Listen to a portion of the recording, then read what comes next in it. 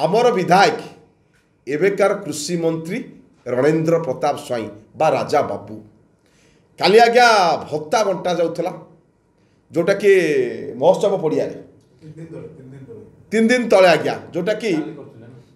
महोत्सव पड़िया आज्ञा भत्ता बंटन करते सेठी आज्ञा राजा स्वाई कांदिकी जोटा कि कहया कथने भारी दुख लगुच दीर्घ 33 वर्ष भितर एभली कांदिकी भत्ता बांटा समय हाँ राज्यर कॉन्फ्रेंस हॉल आपणकर शंख भवन में बसिकी कही शोभा दे था जोटी भत्ता बंटा जाऊँ आज्ञा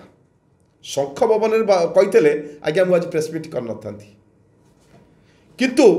जोटी भत्ता बंटा जाऊँ निज निर्वाचन मंडली आज्ञा 33 वर्ष आपण शासन कले आठगड़ उपर काली कहते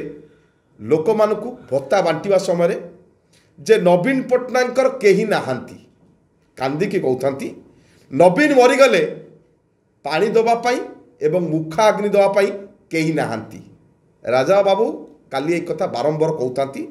ताकर बापा नाई माँ नाई कहीं नहांती आज्ञा बा पुओ नाई कहीं नहांती बोली काली राजा बाबू बारंबार कहते एवं विशेष कर कहते नवीन बाबू मरीगले पानी एवं मुखा अग्नि दवापाई कहीं नहांती मुझे पचार चाहे नवीन बाबू निजे एवं विजु जनता दल सबु कही आसुची ओडिशार जो अच्छा 4.5 कोटी जनता होची तांको परिवार किंतु राजा बाबू काली कहते नवीन बाबूंकर केही नाहांती नवीन बाबूंकर केही नाहांती पानी दवा पाई एवं मुखा अग्नि दवा पाई यारे विजु दल कहते विजु जनता दल कहूँ कौन 4.5 कोटी लोक होचंती विजु परिवार आज्ञा मुझे पचारे चाहूँगी राजा बाबू को आज्ञा नवीन पट्टनायक भाई मु जाऊनी 4.5 कोटी आगे गुड़ा आसूची नवीन पट्टनायक जे रक्त संपर्क नवीन पट्टनायक जे जन्म करचंती एवं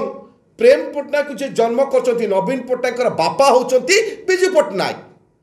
एवं नवीन पट्टनायक बापा होचंती विजु पट्टनायक प्रेम पट्टनायक बापा होचंती विजु पट्टनायक गोटे रक्तर आज्ञा एबे प्रेम पट्टनायक अच्छी आज्ञा नवीन पट्टनायक आज्ञा सी कौन भाई नुहति कि प्रेम पट्टनायक पुओ अरुण पट्टनायक आज्ञा सी कौन तांकर पुतुरा नुहति कि एठी राजा बाबू काली कांदिकिना आज्ञा रोल करिकिना एक्टिंग करिकिना एठी पचारे चाहूँगी मत हस भी लगुच आज्ञा एभली एक्टिंग ता मानेटा कौन